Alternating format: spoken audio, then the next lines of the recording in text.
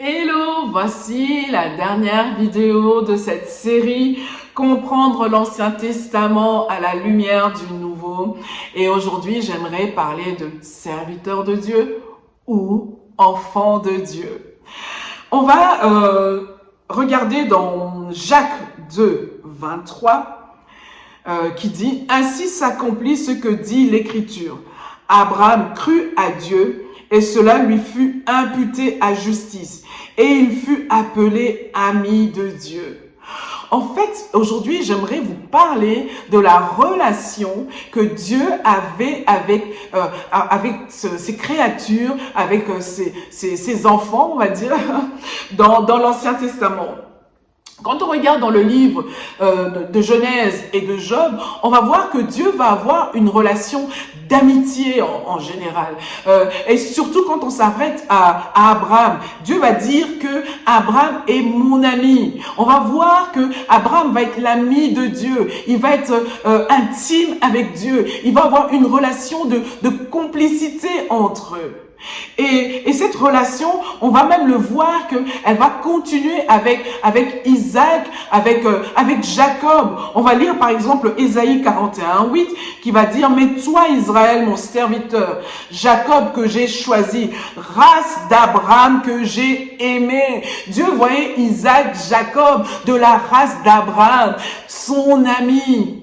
Et donc Dieu va établir une relation d'amitié, une relation de complicité en fait entre ces trois. C'est pour ça que quand il va parler à la nation d'Israël, il va dire le Dieu d'Abraham, d'Isaac et de Jacob. Et puis une fois qu'on va arriver à l'Exode, de l'Exode jusqu'à Jean, Dieu va avoir une autre relation. Et c'est pour ça que quand nous, aujourd'hui, nous regardons l'Ancien Testament, parfois on est choqué, on trouve que Dieu est dur, qu'il est méchant, qu'il est...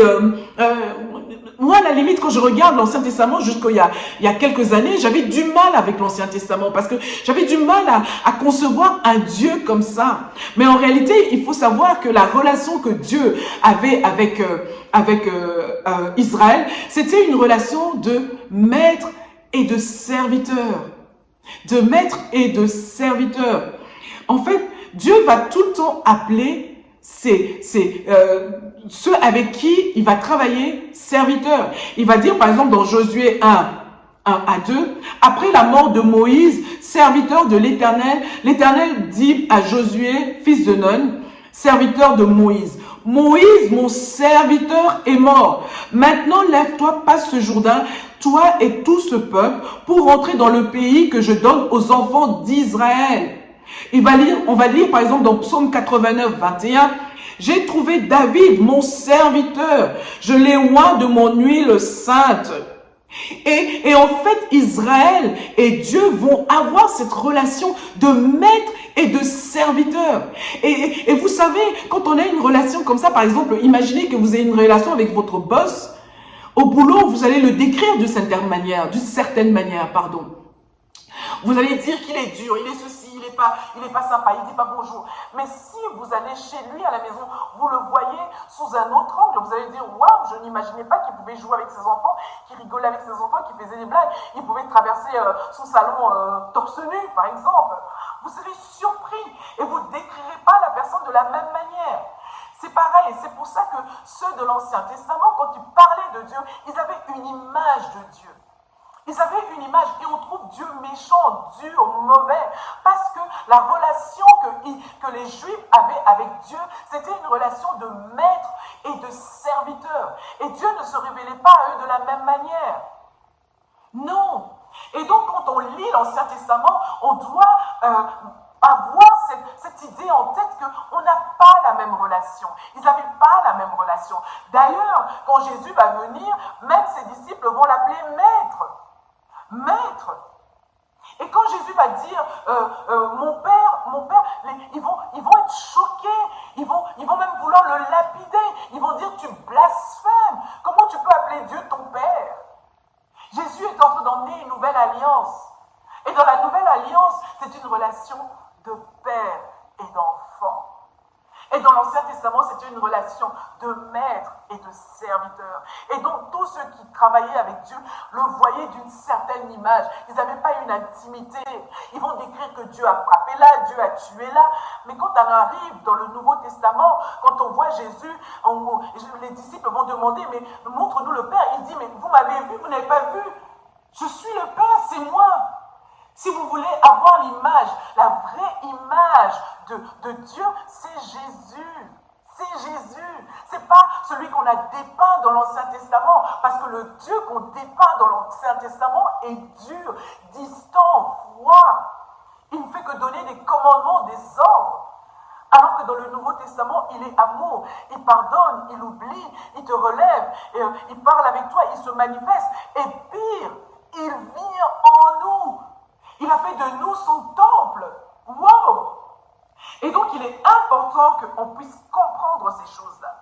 Donc, du livre des apôtres jusqu'à aujourd'hui, donc, on va être introduit dans une relation de père et enfant. Mais en réalité, le plan de Dieu, comme je vous disais, le plan de Dieu, dès le départ, Dieu voulait nous traiter comme ses enfants. Avant qu'il ne crée le monde, il voulait que nous soyons ses enfants. On va lire dans Romains 8, 29, car ceux qu'il a connus d'avance, il les a aussi prédestinés à être semblables à l'image de son Fils, afin que son Fils fût le premier-né entre plusieurs frères.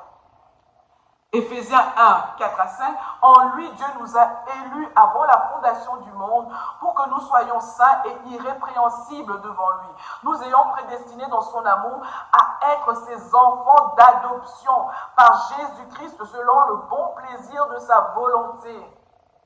Et donc Jésus-Christ est celui par qui nous devenons enfants de Dieu. C'est ça le plan de Dieu. Dieu voulait dès le départ avoir une relation de père à enfant. Malheureusement, avec Abraham, Isaac et Jacob, il a une relation d'amitié. Mais avec Israël, il a une relation de serviteur et de maître. Mais avec nous, il veut avoir une relation de père à enfant.